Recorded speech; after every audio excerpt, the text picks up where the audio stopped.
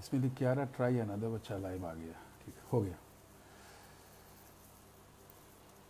بسم اللہ الرحمن الرحیم، نحمده ونصلی ونسلم علی رسولہ الکریم، اما بعد فاعوذ باللہ من الشیطان الرجیم، بسم اللہ الرحمن الرحیم۔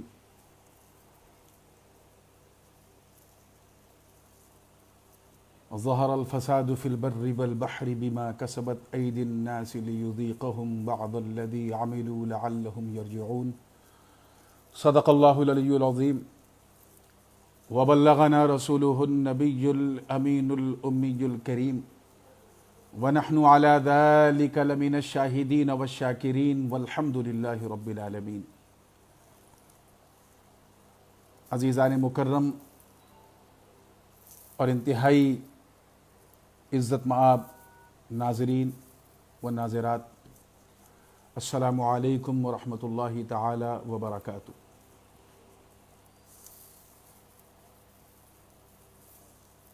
آج میں نے اپنی جگہ اس لیے بدلی ہے کہ میں اس وقت اپنے والد گرامی حضور شہنشاہ خطابت، شہسوار سمند فصاحت و بلاغت، غازی ملت حضرت علامہ الحاج الشاہ سید محمد ہاشمی میاں الاشرفی الجیلانی متعنا اللہ تعالی بطول حیاتہ کے دولت کدے میں آپ کی رہائش گاہ میں ہوں، اور انشاءاللہ 10-5 منٹ کی 15 منٹ کی میری گفتگو جیسے ہی مکمل ہوگی، پھر حضور غازی ملت کی ذات آپ سے انشاءاللہ مخاطب ہوگی۔ سب سے پہلے تو آپ اس خوشخبری کو کہ آج آپ اسی اسکرین پر مجھے اور میرے والد صاحب کو دونوں کو انشاءاللہ یکے بعد دیگرے ساتھ دیکھیں گے، اس کو جتنا بھی شیئر کر سکتے ہیں شیئر کریں، بجائے کوئی کمنٹ اس وقت کرنے کے، اس وقت شیئرنگ آپ کریں تاکہ اور دیگر حضرات جن کو اس کی خبر نہیں ہے وہ بھی اس پہ شامل ہو جائیں۔ اللہ پاک کا کروڑہ شکر و احسان ہے کہ اس وقت ہم لوگ اس کی عطا کردہ نعمتوں میں سے ایک عظیم الشان نعمت ماہ رمضان مبارک کی سعادتیں برکتیں حاصل کر رہے ہیں۔ عام حالات میں بھی اس مہینے کا لوگ بہت احترام کرتے ہیں، اور اس وقت تو بہت ہی خاص حالات ہیں۔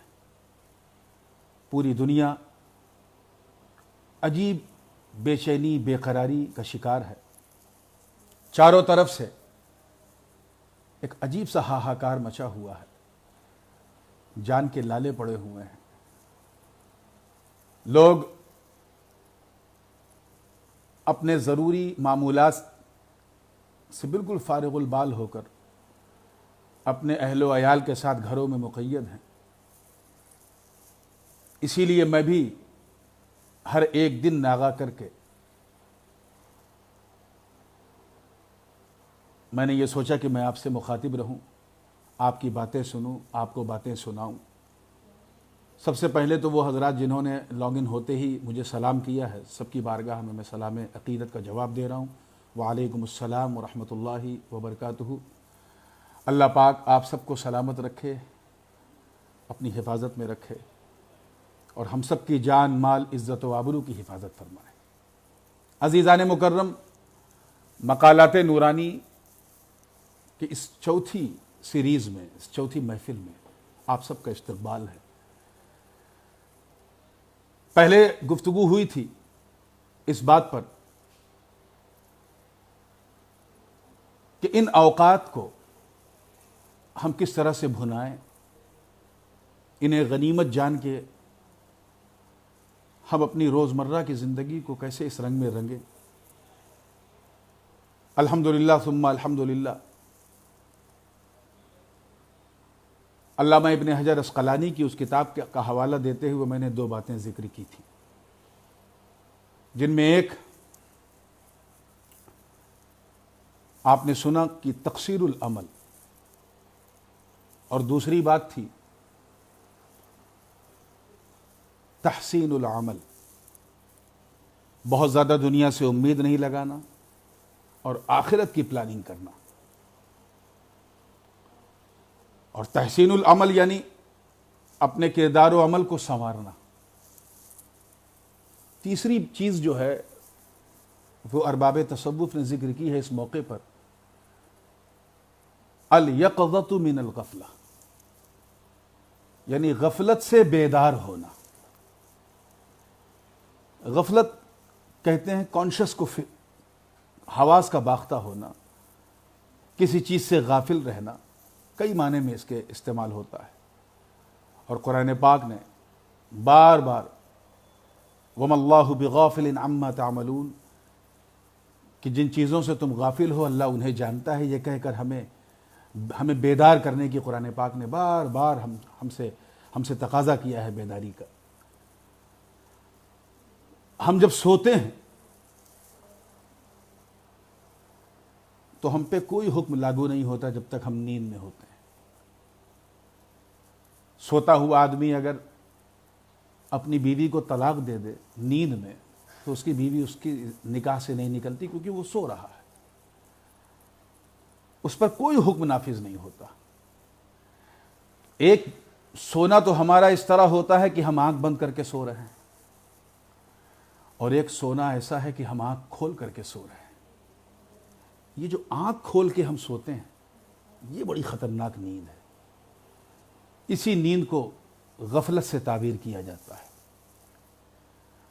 ہم غافل ہیں اپنے معمولات سے، ہم غافل ہیں اپنے ٹارگٹ سے، ہم غافل ہیں اپنے ہدف سے، ہم غافل ہیں اپنے مقاصد سے، اپنے گول سے۔ ہم بھول گئے کہ ہم اس دنیا میں پہلے تھے نہیں، بعد میں ہم اس دنیا میں رہیں گے نہیں۔ نہ ہمارا آنا ہماری مرضی سے، نہ ہمارا جانا ہماری مرضی سے۔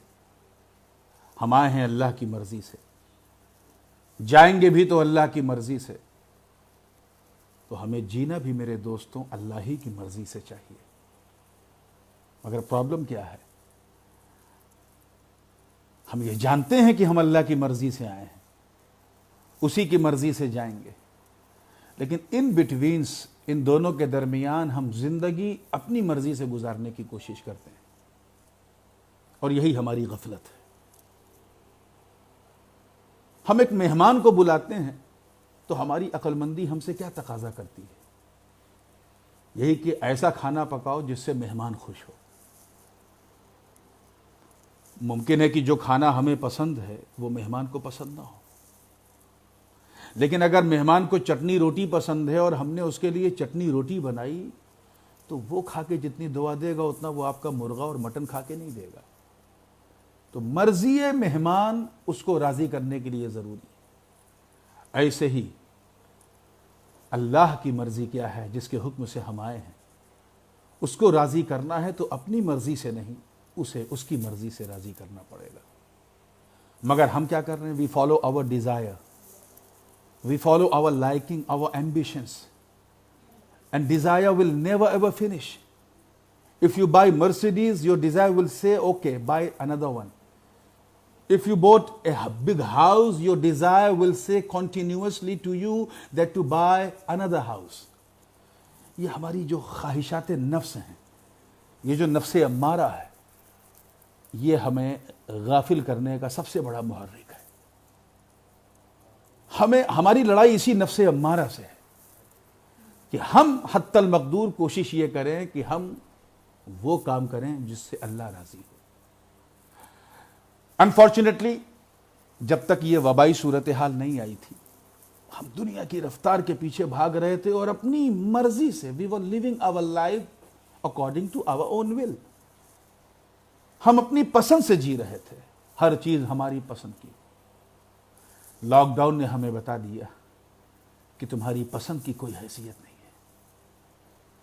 ابھی ہماری آنکھ نہیں بند ہوئی ہے، انتقال نہیں ہوا ہے، لیکن اسی کورونا وائرس کی وبا نے ہمیں سمجھا دیا کہ your desire, your likings, your ambitions does not mean anything۔ اس کی کوئی اوقات نہیں ہے، اس کی کوئی حیثیت نہیں ہے۔ کاش تم اپنی مرضی کو چھوڑ کے اپنے مولا کی مرضی پہ جیتے، کاش تم اپنی مرضی کو بالائے طاق رکھ کے اپنے رب کی مرضی سے جیتے۔ ہم بھی غافل تھے، میں تو بہت زیادہ غافل تھا. دنیا کی رفتار نے مجھے، میں نے تو اپنے بارے میں خود کہا، میں آپ کی کیا کہوں، میں اپنے بارے میں کہتا ہوں کہ نہ میرا کوئی مکر ہے نہ میرا کوئی مفر، کبھی جہاز کبھی ریل تو مرید کا گھر. میں تو اس عالم گردش کا رہنے والا ہوں، میں ایسے عالم گردش کا رہنے والا ہوں کہ جہاں رات میں جلسہ ہے اور دن میں سفر. تو اٹ واز مائی لائف. لیکن now I myself I started to think about the reality. میرے والد بزرگوار ایک بات اکثر کہتے ہیں، اور ابھی وہ تشریف لانے والے ہیں 2 منٹ میں. اس سے پہلے کہ حضرت تشریف لائیں میں یہ بات بتا دوں کہ ایک چیز ہوتی ہے بیوٹی، ایک ہوتی ہے کوالٹی، اور ایک ہوتی ہے ریالٹی. ایک ہے سندرتا، ایک ہے وشیشتا، اور ایک ہے واستوکتا. سب سے کم عمر بیوٹی کی ہوتی ہے، اس سے زیادہ عمر کوالٹی کی ہوتی ہے، اور جو چیز فنش نہ ہو، کبھی فنش نہ ہو، وہ ریالٹی ہے، وہ واستوکتا ہے. ہمارا حال یہ ہے 99% ہماری، بلکہ 95 میں کہوں گا، اللہ نے بہتوں کو بچا رکھا ہے الحمدللہ. 95% ایسے لوگ ہیں they only follow the beauty, like a rose flower. When you look at the rose flower, that particular flower attracts toward it. اس نے آپ کو اپنی طرف کھینچا because of the beauty which has been given by Allah subhanahu wa ta'ala. ایسے ہی آپ نے اس کو ناک سے لگایا، ایک خاص قسم کی خوشبو ملی. And you found this fragrance coming out from the rose which was extraordinary nice fragrance. زبردست خوشبو تھی. That is his quality. یہ اس گلاب کی، اس روز فلاور کی کوالٹی ہے. مگر ریالٹی میرے دوستو یہ ہے کہ وہ مٹی سے نکلا، مٹی سے بنا، اور 3 دن کے بعد جب توڑا گیا، سڑ گیا، مکس ہو گیا، مکس انٹو سویل. یہ اس کی ریالٹی ہے. ایسے ہی ہم مٹی سے بنے ہیں، مٹی میں ملیں گے. منہا خلقناکم وفیہا نعیدکم ومنہا نخرجکم تارۃ اخری. یہ ہماری ریالٹی ہے. تو ہم اپنی بیوٹی کو دیکھتے ہیں، ہم یہ بھول گئے کہ ہمارا مقصد کیا ہے، ہمارا ٹارگٹ کیا ہے، ہمارا ہدف کیا ہے. تو اس وبا نے ہمیں بیدار کیا، ہمیں یہ احساس دلایا کہ what is your duty as a Muslim, what is your right as a Muslim, what you have to do as a Muslim. Because we forgot, unfortunately. But when the pandemic came in our life, then we started to think about the reality, and we started to think about what is going to happen in next stages, and we have to face it. ہمیں اس کو face کرنا ہے، ہمیں اس کا مقابلہ کرنا ہے. اسی لیے رب تعالیٰ نے ایک جگہ نہیں کئی مقام پہ فرمایا وَمَا اللَّهُ بِغَافِلٍ أَمَّا تَعْمَلُونَ. اللہ تعالیٰ بہتر جانتا ہے جس سے تم غافل ہو. عزیزان مکرم، غفلت کی ان دیواروں کو توڑو، غفلت کی اس نیند سے بیدار ہو جاؤ، اور اپنے سٹیپ کو، اپنے مقصد کو اس طرف لگاؤ جس طرف اللہ اور اس کے رسول کی رضا ہے. یہ کورونا وائرس ہمیشہ رہنے کے لیے نہیں آیا ہے. It just came to wake you up. یہ صرف آپ کو جگانے کے لیے آیا ہے، آپ کو بیدار کرنے کے لیے آیا ہے کہ why did you forget about your sustainer, about your creator. آپ بھول کیوں گئے؟ آپ کو وہ یاد رکھنا ہے، اسی کا خیال کرنا ہے، اسی کا تصور کرنا ہے میرے دوستو. اور ہمیشہ 24 گھنٹہ اپنے اعمال کی اصلاح کرتے کرتے اپنے نفس کو، وہ نفس جو اندر سو رہا ہے، اس نفس مطمئنہ کو اوپر ابھارنا ہے، تاکہ وہ آپ کے نفس امارہ پہ حاوی ہو جائے، اور ایسا حاوی ہو جائے کہ آپ کی اندر سے یہ آواز آئے یا ایتھا النفس المطمئنہ ارجعی الی ربک راضیۃ مرضیہ فادخلی فی عبادی وادخلی جنتی. اے نفس مطمئن، آ جا اپنے رب کی بارگاہ میں، آ جا اپنے رب کی بارگاہ میں. ادخلی فی عبادی، اپنے رب کے بندوں میں شامل ہو جا. وادخلی جنتی، اور اس کی جنت میں داخل ہو جا. یاد رکھیے مسلمانوں، آپ مسلمان ہیں، خیر امت ہیں، اور آپ کا یہ سب سے بنیادی حق بنتا ہے کہ آپ اس رخ پہ سوچیں بھی، دوسروں کو ترغیب دلائیں۔ بہترین موقع ہے، اب تک جتنی بھی آپ نے نمازیں چھوڑی ہیں ان کی قضا بھی کریں، اپنے بچوں کو اچھی تربیت دیں، ان پر نگاہ رکھیں، ان کو تعلیم دیں، پڑھائیں، اور ساتھ ہی ساتھ بڑوں کے ساتھ حسن سلوک برتتے رہیں۔ وآخر دعوانا ان الحمدللہ رب العالمین۔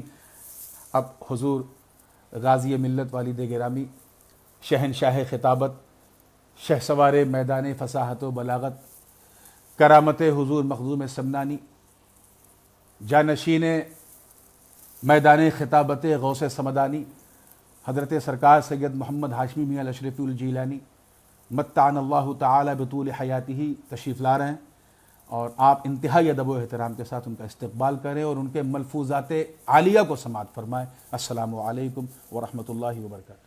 اس کو داہنے کان میں لگا دیجیے۔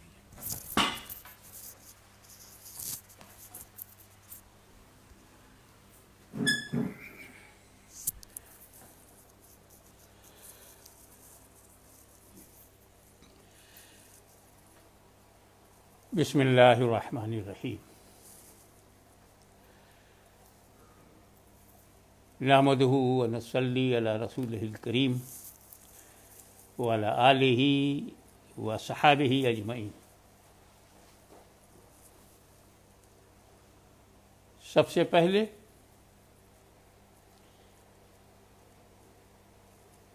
میں تمام لوگوں کو رمضان المبارک کی، رمضان کریم کی، رمضان عظیم کی مبارکبادی پیش کرتا ہوں۔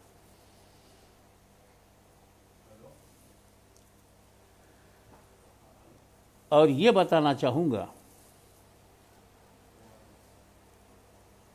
کہ دنیا میں مختلف مذاہب میں جو طریقہ عبادت ہے، پوجا پدھتی ہے، وہ سب پرانا طریقہ ہے۔ لیٹسٹ ریلیجین اسلام ہے، لیٹسٹ پرافٹ محمد صلی اللہ علیہ وسلم ہے، اور لیٹسٹ ٹیسٹامنٹ قرآن پاک ہے۔ اسی لیے مسلمان کے نام سے کچھ خراب صورتیں دیکھنے کو ملیں گی، لیکن اسلام دی بیسٹ تھا، ہے اور رہے گا۔ مسلمان کے خراب ہونے سے اسلام خراب نہیں ہوتا۔ اسلام کو نقصان نہیں پہنچایا جا سکتا، کیونکہ اوریجنلی وہ اللہ کا پیغام ہے۔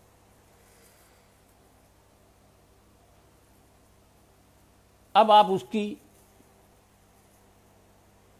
بنیاد پہ غور کریں، کس پلر پہ اسلام قائم ہے، ستون کیا ہے، بیس کیا ہے۔ تو 5 پلرز آف اسلام پر جب غور کریں گے آپ، تو پہلا ہے توحید، نماز، روزہ، حج اور زکوٰۃ، یہ 5۔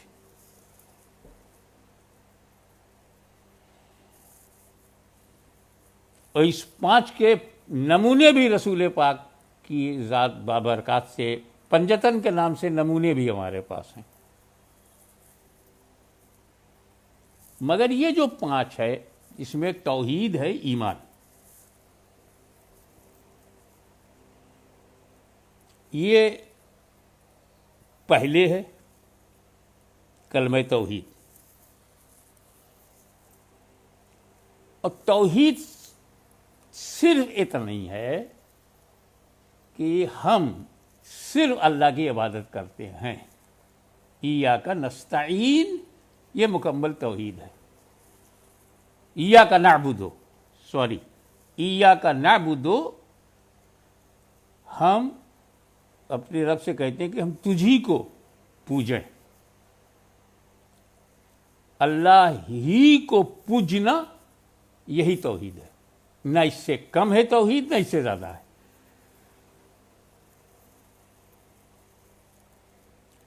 اب کلمہ توحید چاہیے توحید پر ایمان لانے کے لیے، تو وہ ہے لا الہ الا اللہ محمد الرسول اللہ۔ پہلے کہا جاتا تھا اشہد ان لا الہ الا اللہ واشہد ان محمدا عبدہ ورسولہ، پھر حالات کو دیکھتے ہوئے کہا گیا لا الہ الا اللہ محمد رسول اللہ میں مکمل نظریہ توحید موجود ہے۔ اب توحید کے لیے ضروری ہے کہ جو بھی توحید میں ہے اس میں وحدت ہو، وہ لیسا کمثلی ہو، وہ بے مثل ہو۔ اب کلمہ توحید میں 2 جز ہے، لا الہ الا اللہ محمد رسول اللہ۔ تفصیل میں جانے کا موقع نہیں ہے، مگر ایک بات میں کہہ دیتا ہوں جس پر میری 50 سال کی تبلیغی دورے اور یوٹیوب میں میری تقاریر اور علماء اہل سنت کی تحریر، مختصر میں یہ بیان کر دوں کہ لا الہ الا اللہ کے کلمہ توحید کا مطلب یہ ہوئے کہ جو الہ ہے، لا الہ الا اللہ میں جو الہ ہے ویسا کوئی الہ نہیں، اس کے برابر کوئی نہیں، اس کا کوئی پارٹنر نہیں، اس کے جیسا کوئی نہیں ہے۔ لا الہ الا اللہ میں جو الہ ہے وہ صرف اللہ ہے، اس کے جیسا کوئی الہ نہیں۔ سب معبودان باطل کے سامنے وہی ہے، خاک ہے، اس کا مثل نہیں ہے۔ لم یلد ولم یولد وہی ہے، ولم یکن لہ کفوا احد وہی ہے، لا شریک لہ وہی ہے، لا مثل لہ لا نظیر لہ۔ تو اس لیے وہ توحید کا حصہ ہے۔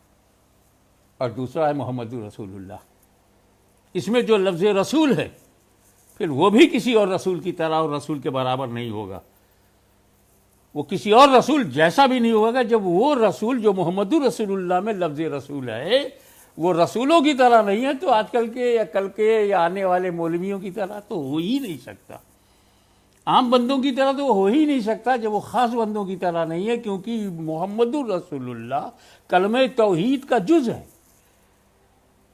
یعنی سیدھا سیدھا مسلمان، سچا پکا مسلمان وہی ہے جو نہ تو لا الہ الا اللہ میں کسی کو شریک بنائے، نہ محمد رسول اللہ میں کسی کی شرکت گوارا کرے۔ اب یہ ایمان آ جانے کے بعد عبادات کا دروازہ کھل جاتا ہے اور وہ بندہ حقدار ہوتا ہے کہ وہ اللہ کی بارگاہ میں اللہ کے پسندیدہ عبادت کے طریقوں کو اپنائے۔ اب آپ چاروں عبادت پر غور کریں۔ ابھی جو زکوٰۃ کا سلسلہ چل رہا ہے یہ سال میں ایک بار ہے، اس مال پر ہے جو حولان حول سے گزرا ہو، اس مال پہ ہے جو سال بھر رکھا ہوا تھا، آپ کے ملک میں تھا، 2.5% آپ کو نکالنا ہے، مگر سال میں ایک ہی بار نکالنا ہے، 2 بار نہیں، 3 بار نہیں، ہر مہینہ نہیں۔ اور اسی عبادتوں میں ایک حج ہے، اس کو تو عمر میں ایک بار کرنا ہے، سال بھر سالانہ نہیں ہے، وہ پوری حیات میں ایک بار فرض ہے۔ میں حج پہ غور کرتا ہوں تو عمر میں ایک بار ہے، زکوٰۃ پر غور کرتا ہوں تو سال میں ایک بار ہے، لیکن ایک بار سے زیادہ اگر کوئی عبادت ہے تو وہ روزہ ہے، جو پورے ایک مہینہ ہے، کبھی 29 دن کا وہ مہینہ بنتا ہے، کبھی 30 کا۔ روزہ ایک دن کا نہیں ہے زکوٰۃ کی طرح، اور نہ حج کی طرح لائف میں ایک بار، بلکہ آپ کو روزہ جو ہے وہ پورے ایک مہینہ رکھنا ہے رمضان المبارک میں۔ کس قدر اللہ کو یہ عبادت پسند ہے کہ اس کو سال میں ایک بار نہیں رکھا، پورے ایک مہینہ رکھا، تو ماہانہ عبادت بھی ہے۔ اب ان تینوں عبادتوں پہ غور کیجئے، حج ہے عمر میں ایک بار، زکوٰۃ جو ہے وہ سالانہ ہے،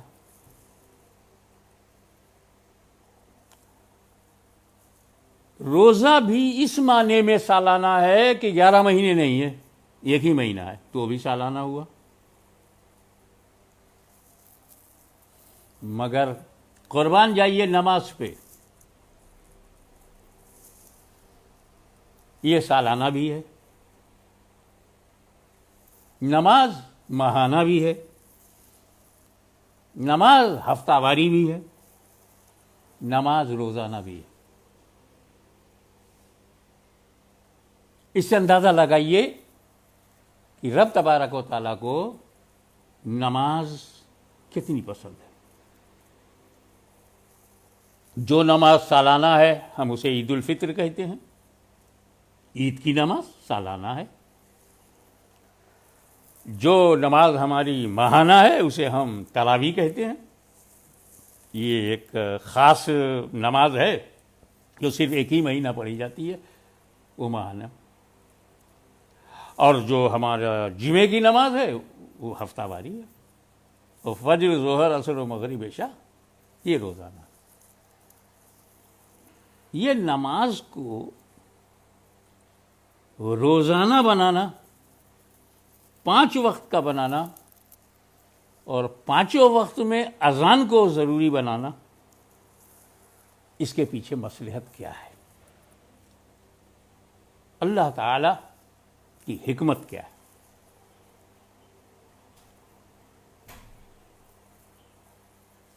تو ایسا ہے کہ نماز ہی ایک ایسی عبادت ہے جو ہر وقت پڑھی جاتی ہے، ہر لمحہ پڑھی جاتی ہے، ہر سیکنڈ پڑھی جاتی ہے۔ آپ کو یہ دھوکہ نہیں ہونا چاہیے، مغالطہ نہیں ہونا چاہیے کہ اوقات مکروہہ میں تو نہیں پڑھی جاتی۔ حضرات، یہ اوقات مکروہہ کی چھوٹا سا علم، قلیل العلم لوگ، ہمیں جہاں وقت مکروہ ہے بس وقت مکروہ اسی خاص جگہ پہ ہے، اسی خاص ایریا میں ہے، اس کے آگے چلے جائیے تو وقت مکروہ نہیں ہے۔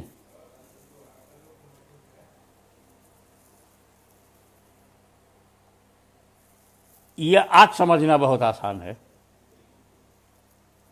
کسی چھوٹے سے بچے سے پوچھے کہ افطار کا ٹائم کیا ہے، انشاءاللہ سیکنڈ کی غلطی نہیں کرے گا، بتائے گا وہ۔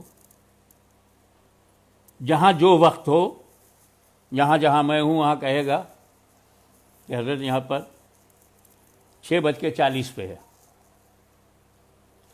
آپ رمضان المبارک کے جو پوسٹر آپ کے پاس آئے ہیں اس کو دیکھیے، اس میں 2 لائن بتائی جاتی ہے، یہ بمبئی ہے، یہاں ٹائم یہ ہے۔ لیکن اگر آپ بمبئی سے پورب جائیں گے یا پچھم جائیں گے تو ٹائم بدلتا جائے گا۔ یعنی لکھنؤ میں اگر 6:40 ہے تو اور آگے اگر بڑھ جائیں گے ہم تو 6:41 ہے، اور آگے جائیں گے تو 6:42 ہے، 43 ہے، 44 ہے۔ ہم بڑھتے جائیں گے، مغرب کا وقت ہمارے ساتھ ساتھ چلے گا، 24 گھنٹہ نماز کا وقت رہے گا۔ کیونکہ جو وقت مکروہ لکھنؤ کے لیے ہے وہ وقت مکروہ بنارس کے لیے نہیں ہے، جو وقت مکروہ بنارس میں ہے، وارانسی میں ہے، وہ پٹنہ میں نہیں ہے، جو وقت مکروہ پٹنہ میں ہو، کلکتہ میں نہیں ہے۔ نماز کا وقت پوری دنیا میں ہر وقت ہے۔ اس کو ایسے سمجھیے، یہ میری مٹھی ہے، یہ دنیا ہے، اور یہ جو ہے یہ سورج ہے۔ سورج کی روشنی آدھی دنیا پہ پڑ رہی ہے اور آدھی دنیا اندھیرے میں ہے۔ تو جہاں روشنی ہے وہاں دن کی نمازیں پڑھی جا رہی ہیں، اور اسی وقت جہاں اندھیرا ہے وہاں رات کی نمازیں پڑھی جا رہی ہیں۔ جس وقت ہم رات میں ہندوستان میں عشاء کی نماز پڑھتے ہیں، امریکہ میں لوگ ظہر کی نماز پڑھتے ہیں، کہیں لوگ عصر کی نماز پڑھتے ہیں، کہیں مغرب کی پڑھتے ہیں، کہیں فجر ہو رہی ہے، ایک ہی وقت میں 5 وقت کی نماز ہو رہی ہے۔ ایسا روزے میں نہیں ہو سکتا کہ سال بھر روزہ یا سال بھر حج یا سال بھر زکوٰۃ۔ یہ صرف نماز میں ہے کہ روزانہ ہے، اور روزانہ میں ہر لمحہ ہے، ہر سیکنڈ ہے، ہر ساعت ہے، ہر گھڑی میں ہے۔ اللہ تعالیٰ نے اس عظیم الشان عبادت کو اپنی قدرت کاملہ سے ایسا سسٹم کیوں بنا دیا کہ ہر وقت نماز پڑھی جائے. جب ہر وقت نماز پڑھی جائے گی تو ہر وقت پوری دنیا میں کہیں نہ کہیں اذان بلند ہوگی. اذان بلند ہوگی تو اللہ اکبر کی صدا بلند ہوگی. پوری دنیا میں ایک ہی وقت میں اللہ اکبر کی گونج ہوگی. اسی نماز کی وجہ سے پوری دنیا میں ایک ہی وقت میں لوگ فاتحہ پڑھیں گے, سبحان ربی العظیم کہیں گے, سبحان ربی الاعلیٰ کہیں گے, اور پوری دنیا میں ایک ہی وقت میں لوگ التحیات پڑھیں گے, التحیات للہ والصلوات والطیبات. اور پوری دنیا میں السلام علیکہ ایھا النبی ایک ہی وقت میں ساری دنیا میں کہا جائے گا. پوری دنیا میں سلام سرکار دو عالم صلی اللہ علیہ وسلم کو مخاطب کر کے سلام پیش کیا جائے گا. السلام علیکہ, السلام علیہ نہیں ہوگا, السلام علیکہ ہوگا. اور خطاب کا ایو کے ساتھ ایھا النبی کہنا ہوگا تاکہ یا نبی کا مطلب نکلے اے نبی. مخاطب بھی کرو, ندا بھی کرو, سلام بھی بھیجو. اور یہ انتظام ایسا کیا گیا ہے کہ ساری دنیا میں ایک ہی وقت میں اللہ اکبر, ایک ہی وقت میں رسول پاک پر سلام, ایک ہی وقت میں اولاد رسول پر درود شریف, درود ابراہیمی, ایک ہی وقت میں. اے اللہ تعالیٰ تو نے یہ جو کرم فرمایا ہے, میں اس قربان تیری ذات پر. یہ اہتمام روزے میں نہیں ہے, یہ حج میں نہیں ہے, زکوٰۃ میں نہیں ہے, نماز میں کیوں ہے؟ اللہ علم الغیب ہے. اور ایک بات نوٹ کیجئے, اللہ اپنے محبوب محمد عربی صلی اللہ علیہ وسلم سے اتنی محبت کرتا ہے کہ میرے نبی کو اب کسی کی محبت کی ضرورت نہیں. وہ ایک ایسے اللہ کے محبوب ہیں کہ دنیا تو دیکھ رہی ہے کہ یہ اللہ تیری رضا کیا ہے, مگر اللہ جو ہے وہ یہ کرم فرما رہا ہے کہ اے محبوب تمہاری رضا کیا ہے. وَلَسَوْفَ يُعْطِيكَ رَبُّكَ فَتَرْضَىٰ. اے اللہ, اے محبوب, عنقریب میں تمہیں اتنا عطا کروں گا, اتنا دوں گا, فَتَرْضَىٰ, تم راضی ہو جاؤ گے. دنیا رضائے خدا دیکھ رہی ہے, خدا رضائے مصطفیٰ دیکھ رہا ہے. اب اس محبت کا تو کہیں جواب ہی نہیں ہے. تب سمجھ میں آیا کہ میرے نبی نے کیا کہا, کیا کہیں گے, میرا حبیب کیا کہنے والا ہے. کہنے سے پہلے اللہ جاننے والا ہے, عالم الغیب والشہادہ ہے, اسے پتا ہے میرا محبوب کیا کہنے والا ہے. کیا کہا تھا رسول پاک نے؟ قرۃ عینی فی الصلاۃ, نماز میں میری آنکھوں کی ٹھنڈک ہے. Coolness of my eyes into صلاۃ, نماز میں میری آنکھوں کی ٹھنڈک ہے.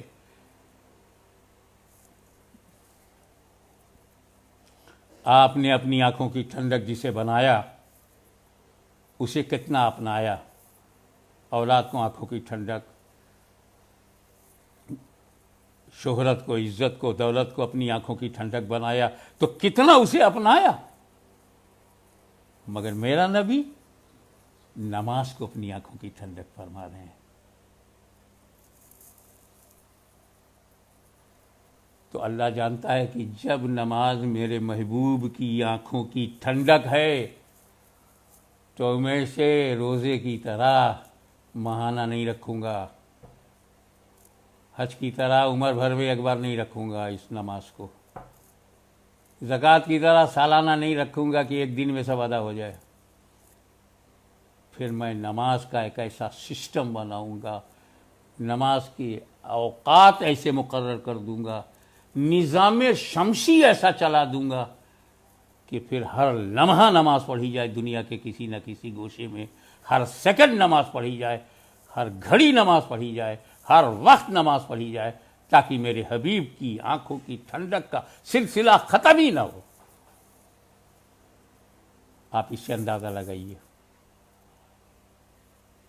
کہ آج آپ کو